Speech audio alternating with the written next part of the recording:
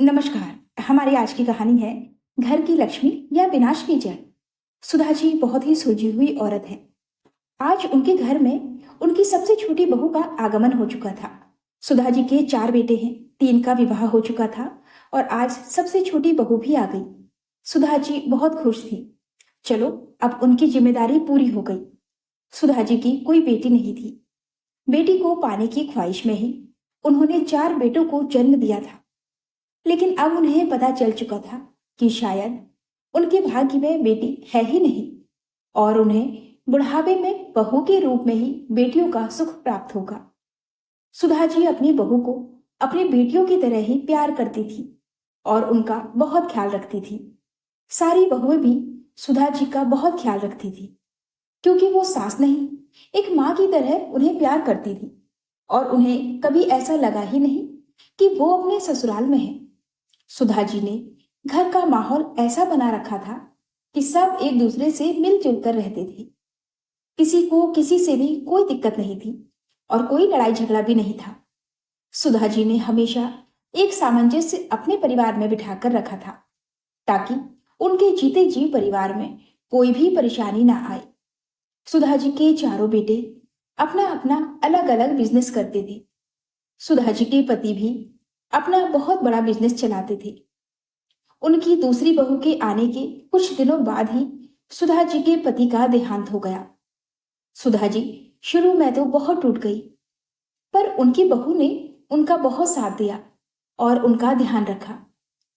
उनका ध्यान बटाने के लिए ससुर जी का बिजनेस उन्हें संभालने को कहा, तो सुधा जी ने बोला कि मैं ये नहीं कर पाऊंगी।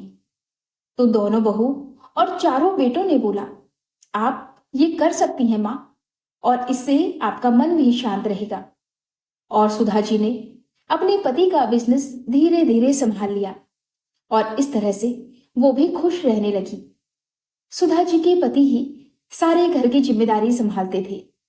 उनके बेटों का उन्होंने अलग अलग बिजनेस करवा दिया था और सबके बिजनेस अच्छे चल रहे थे।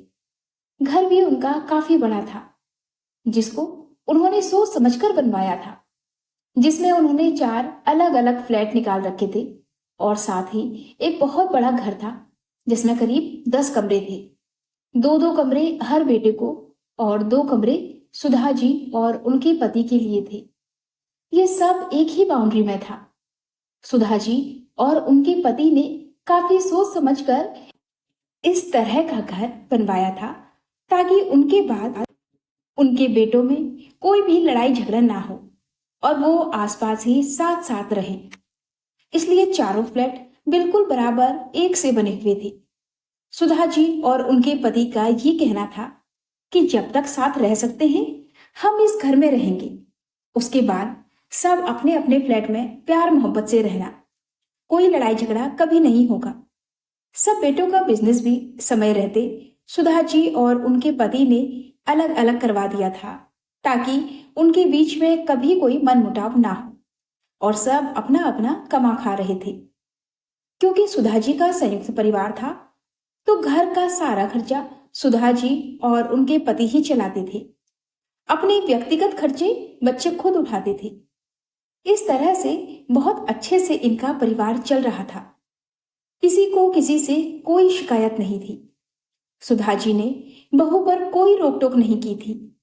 हर काम के लिए नौकर थे और किसी के ऊपर किसी काम का अतिरिक्त बोझ भी नहीं था। कुल मिलाकर बहुत ही अच्छा और प्यारा परिवार था। अब अपने सबसे छोटे बेटे की शादी करने के बाद सुधा जी को ऐसा लगा कि उन्होंने गंगा नहा लिया, और सबसे छोटी बहू के घर आ जाने के बाद उसकी प्यारी सूरत देखकर तो सुधा जी मानो खुशी से फूली ही नहीं समा रही थी। उन्हें लग रहा था कि उनका परिवार आज पूरा हो चुका है। बस उनके परिवार को किसी की नजर न लगे। बाकी की 3 बहुएं भी बहुत खुश थीं। ये अब सारी देवरानी जेठानी मिलजुल कर बहुत मजे करेंगे और हमेशा साथ साथ रहेंगे। लेकिन सुधा जी की छोटी बहू बस देखने में ही खूबसूरत थी, लेकिन वो मन ही मन बहुत काली थी, जिसे कोई समझ ही नहीं पाया था और किसी को ये आभास ही नहीं था कि छोटी बहू के रूप में घर में एक घर फोड़ू प्रवेश कर रही है जो इस घर को बर्बाद करके रख देगी। और कुछ ही दिनों में छोटी बहू ने अपना असली रंग दिखाना शुरू कर दिया। सबसे पहले तो छोटी बहू ने इस बात पर हल्ला मचाया कि बाकी भाभीियों के रूम में बहुत अच्छा इंटीरियर है और मेरे रूम में क्यों नहीं है। ये तो जानबूझकर किया गया है क्योंकि वो सब चालाक हैं और मेरा पति बेवकूफ है। इस तरह की बातें सुधा जी के घर में पहली बार किसी बहू ने की थी। छोटी बहू की बातें सुनकर सुधा जी को पहली बार बहुत गुस्सा आया। उन्होंने अपने छोटे बेटे करण की तरफ देखा। करण की हिम्मत ही नहीं हुई अपनी पत्नी दिशा से कुछ भी कहने की, क्योंकि वो बहुत ही तेज जबान की और मीठा मीठा बोलकर अपने मुंह से मीठा जहर निकालती थी। करण ने बेबसी से मां की ओर देखा तो मां को समझ में आ गया कि दिशा किसी को कुछ नहीं समझती है, ना ही अपने पति को और ना ही किसी और को। उन्हें अपने छोटे बेटे के लिए भी तरस आ गया था। आज सुधा जी के घर में पहली बार ऐसे घर तोड़ने वाली बातें हुई थी। उन्होंने उसे तुरंत वहीं पर समाप्त कर देना सही समझा, नहीं तो उनका इतना अच्छा परिवार जो आज तक मिलजुल कर रह रहा था बिखर जाता। इसलिए उन्हें थोड़ा सख्त होना जरूरी था। उन्होंने बहुत ही सख्त आवाज में अपनी छोटी बहू दिशा से बोला, तुम्हारी हिम्मत कैसे हुई ऐसी बातें करने की? इस घर में किसी बहू के साथ कोई भेदभाव नहीं हुआ है। और रही इस घर की बात, तो ये घर मेरा है और इसमें सबके लिए बराबर के 2 रूम हैं और इस घर का सारा खर्चा मैं उठाती हूँ अपने पैसों से। लेकिन अपने व्यक्तिगत खर्चे बेटे बहू स्वयं उठाते हैं। शायद करण ने तुम्हें बताया नहीं होगा, सबको एक जैसे 2-2 रूम शादी के बाद मिले थे। अब किसने अपने रूम में क्या इंटीरियर करवाया है वो उनका अपना फैसला है और उन्होंने अपने पैसों से करवाया है। तुम्हें भी वैसे ही रूम दे दिया गया जैसे बाकी लोगों को दिया गया था। अब तुम उसमें जो करवाना चाहो करवा सकती हो, लेकिन इसके लिए बाकी बहू को ताना मारने की जरूरत नहीं है। लेकिन सुधा जी जितना समझ रही थी, छोटी बहू उतनी शैतान नहीं थी, बल्कि उससे कहीं ज्यादा शैतान थी। उसने बोला, क्या मैंने देखा था कि बाकी जेठानियों ने अपने पैसों से इंटीरियर करवाया है? वैसे भी जो बहू पहले आती है वो ससुराल का अधिक से अधिक पैसा हड़प लेती है। मैं नहीं मानती कि उन्होंने अपने पैसों से करवाया होगा, बल्कि उसके पैसे आपने ही दिए होंगे। तो मुझे भी मेरे रूम में इंटीरियर चाहिए और मैं अपने पैसे नहीं खर्च करने वाली। आपको उसके पैसे देने पड़ेंगे और मैं कुछ नहीं सुनना चाहती हूँ। ऐसा कहकर वो अपने रूम में चली गई। आज पहली बार सुधा जी से इस तरह के लहजे में किसी बहू ने बात की थी। सुधा जी के बाकी बेटे और बहू को बहुत जोर का गुस्सा आ रहा था और करण चुपचाप बुत बनकर खड़ा रहा। बड़े भाई ने करण को बहुत लताड़ा कि तेरी बीवी की हिम्मत कैसे हुई मां से ऐसी बात करने की? तूने इस घर के नियम कायदे उसे बताए नहीं। मां ने कभी किसी बहू के ऊपर कोई बंदिशें नहीं लगाई, लेकिन इसका मतलब ये नहीं कि कोई भी बहू मां को कुछ भी उल्टी सीधी बातें सुना देगी। उनमें से मझली बहू छोटी बहू के रूम में घुस गई। उसे अच्छे से खरी खोटी सुनाने लगी कि तुम्हारी औकात नहीं है मम्मी जी को कुछ भी बोलने की। तुम्हें पता भी क्या है मम्मी जी के बारे में? कल तो तुम आई हो और आज तुम इस घर पर अपना हुक्म चलाने लगी। खबरदार, जो आइंदा मम्मी जी से इस लहजे में बात की। हाँ, हमारे रूम में अच्छा इंटीरियर है जो हमने खुद अपने हिसाब से और अपने पैसों से करवाया है। तुम भी करवा लो, तुम्हें किसी ने रोका है क्या? लेकिन छोटी बहू दिशा तो कुछ ज्यादा ही बदतमीज थी। उसने धक्का देकर मझली बहू को अपने रूम से निकाल दिया और बोला, तुम्हारी हिम्मत कैसे हुई मेरे रूम में मुझसे बिना पूछे अंदर आने की? आइंदा ऐसी गलती मत करना। ये मेरा रूम है और यहाँ मेरी इजाजत के बिना कोई भी अंदर नहीं आ सकता। ये देखकर तो सुधा जी के तन बदन में आग लग गई कि अपनी जिठानी के साथ छोटी बहू ऐसा कैसे कर सकती है, और इतनी अभद्र भाषा का प्रयोग कोई कैसे कर सकता है। ये कैसी लड़की इस घर की छोटी बहू बन गई है। अब तो इस घर की बर्बादी निश्चित है। और सुधा जी उदास होकर अपने कमरे में चली गई। मझली बहू के साथ ऐसा व्यवहार करने पर मझली बहू की आंखों में आंसू आ गए। बड़ी बहू और तीसरे नंबर की बहू तुरंत मझली बहू के पास गई और उसे संभाल लिया। साथ ही साथ दिशा को बोला, खबरदार, जो आइंदा कभी ये किया तुम्हारा हाथ तोड़कर तुम्हारे ही मुंह में दे देंगे। तुमने समझ क्या रखा है हमें? औकात नहीं है तुम्हारी हमारे मुंह लगने की। हम तीनों बहनों की तरह रहते थे और हमारे बीच में तुम आ गई। आज से तुम्हें जो करना है करो। ना हमसे बात करने की जरूरत है और ना कोई मतलब रखने की जरूरत। और हाँ, आइंदा ऐसी गलती भूलकर भी मत करना, नहीं तो अंजाम भुगतने को तैयार रहना। कुछ दिनों के बाद छोटी बहू ने दोबारा ड्रामा करना शुरू कर दिए कि मेरे रूम का इंटीरियर मम्मी जी को ही करवाना पड़ेगा। मैं अपना 1 रुपया भी खर्च नहीं करने वाली, क्योंकि मैंने नहीं देखा कि आप लोगों के रूम का इंटीरियर किसने करवाया है। मम्मी जी ने ही करवाया होगा।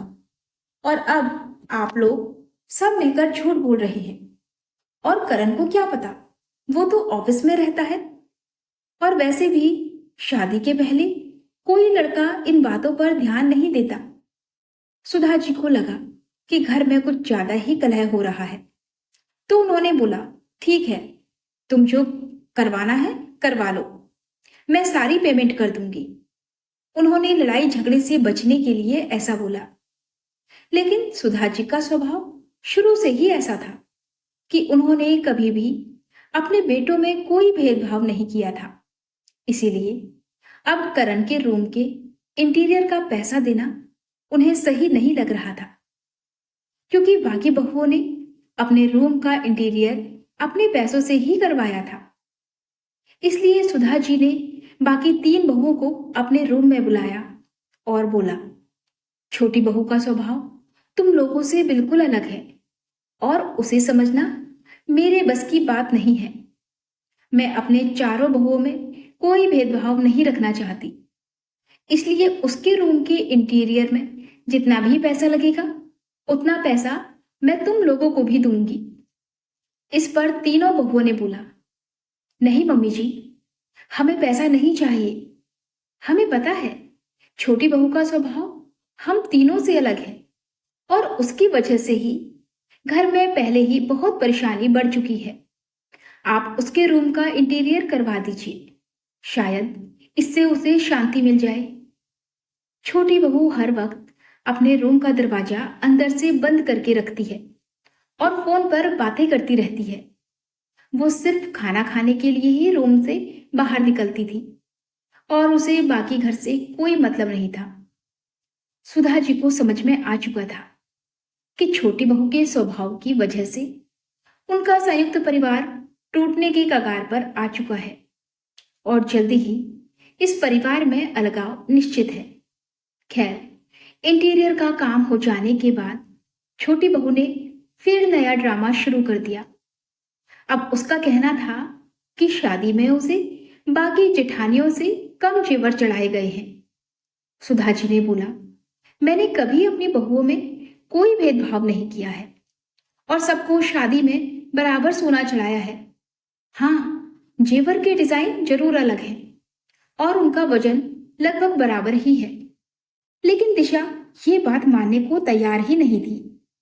उसका कहना था, मैंने फोटो में भाभीियों के जेवर देखे हैं।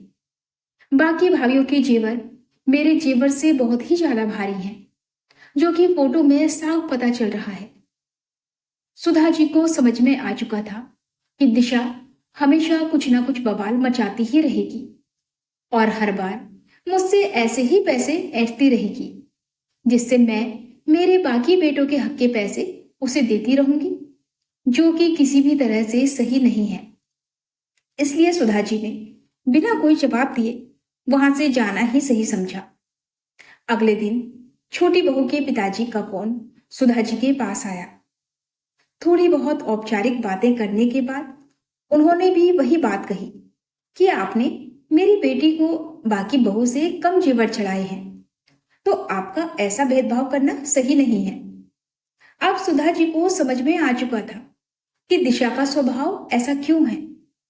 जब उसके माता पिता का स्वभाव ही ऐसा है, तो उन्होंने वैसी ही शिक्षा दिशा को भी दी होगी और उसे रिश्तों से ज्यादा पैसों का महत्व बताया होगा और बेईमानी करना भी सिखाया होगा।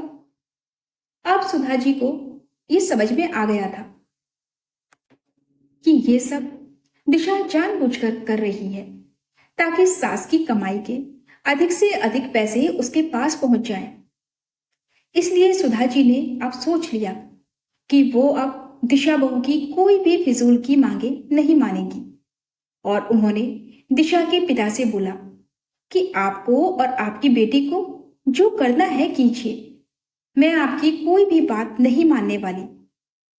अगले दिन दिशा के पिताजी सुधा जी से मिलने आ गए और फिर वही बातें बोलने लगे कि आपको अपने सारे बेटे बहू को बराबर ही देना चाहिए, कम ज्यादा नहीं देना चाहिए।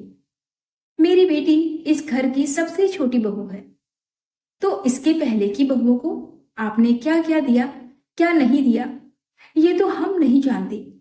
लेकिन वो बोल रही है कि उनके जीवन इससे भारी हैं, तो सच ही बोल रही होगी ना।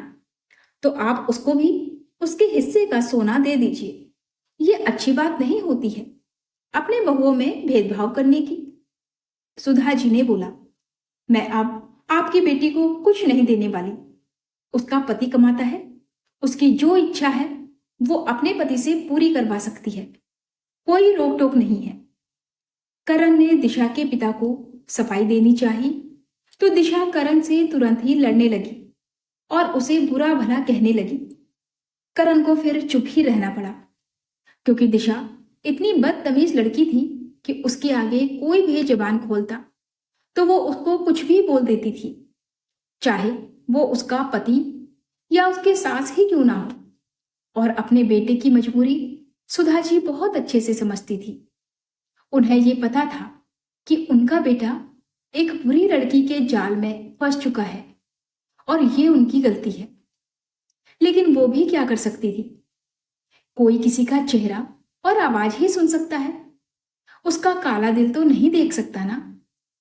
लेकिन सुधा जी ने सोच लिया था कि अब वो उसकी नाजायज मांगों के लिए आगे नहीं झुकेंगी।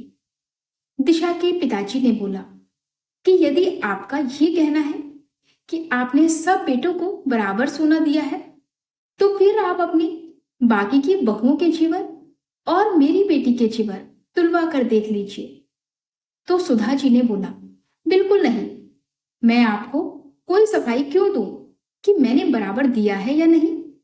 मेरा दिल जानता है मैंने बराबर सोना दिया है और इसके लिए मैं किसी को कोई भी सफाई नहीं देने वाली, और ना ही मेरी कोई बहू अपना कोई जेवर निकालेगी। मेरे लिए मेरे चारों बेटे बहू बराबर हैं और बराबर रहेंगे। जिसे मानना है मानो और जिसे नहीं मानना ना मानो। मैं किसी को कोई सफाई देने के लिए बाध्य नहीं हूं।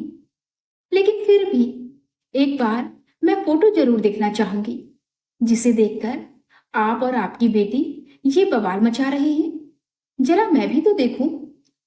दिशा के पिताजी ने अपने मोबाइल में दिशा की शादी के वक्त की उसकी बड़ी जिठानी ने जो जेवर पहना हुआ था वो दिखा दिया, जो कि काफी बड़ा हार था और काफी भारी कंगन थे।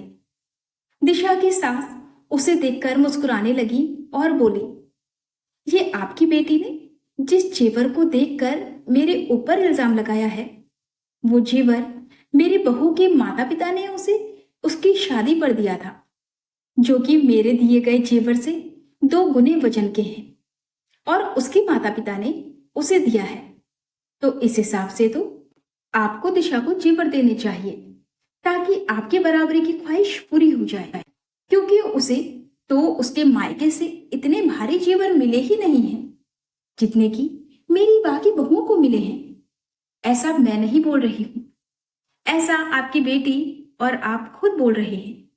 और अब हमें आपको और आपकी बेटी को कोई सफाई नहीं देनी। आपकी बेटी मेरे घर में पूरी तरह से आजाद है। वो चाहे तो रह सकती है, हमें उससे कोई दिक्कत नहीं। लेकिन अब वो अपनी फिजूल की मांगे हमारे आगे नहीं रखेगी।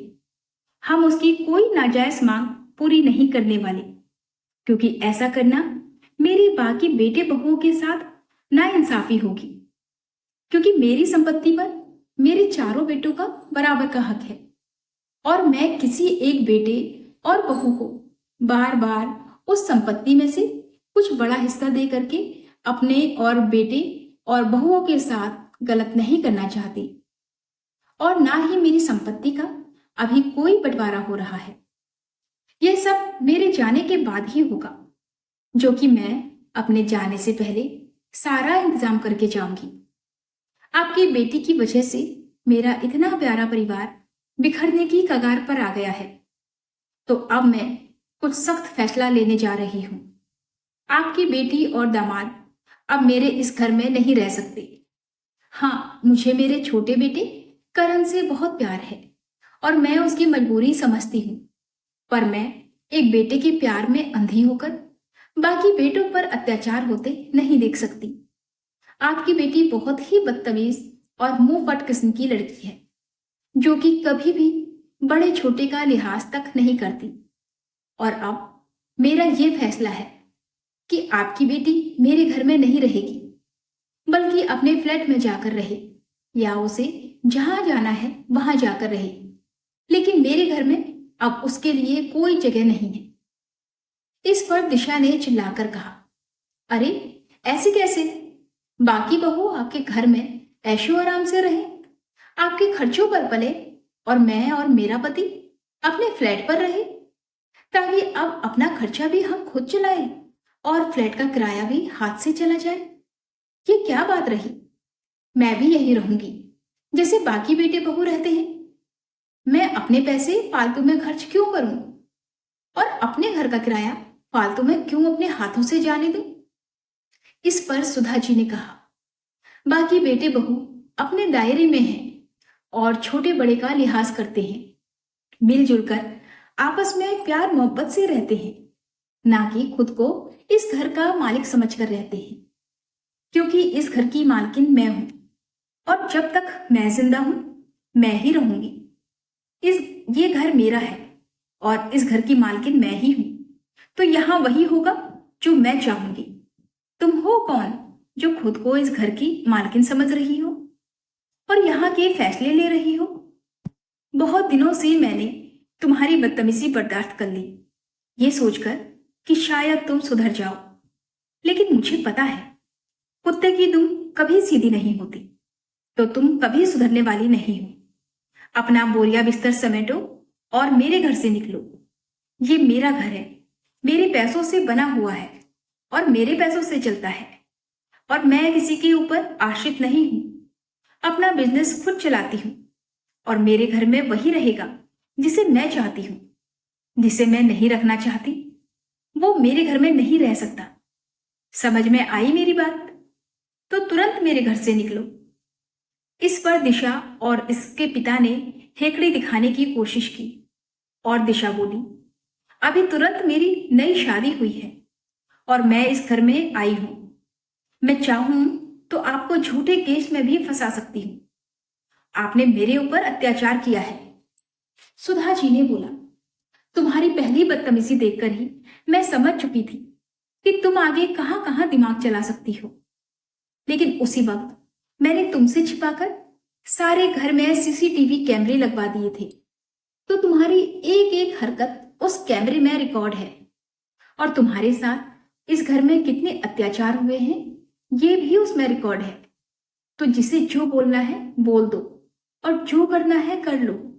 हम सीधे हैं, इसका मतलब ये नहीं कि तुम कुछ भी बोलोगी और हम उसे मान लेंगे। हम अपने हक के लिए लड़ना जानते हैं।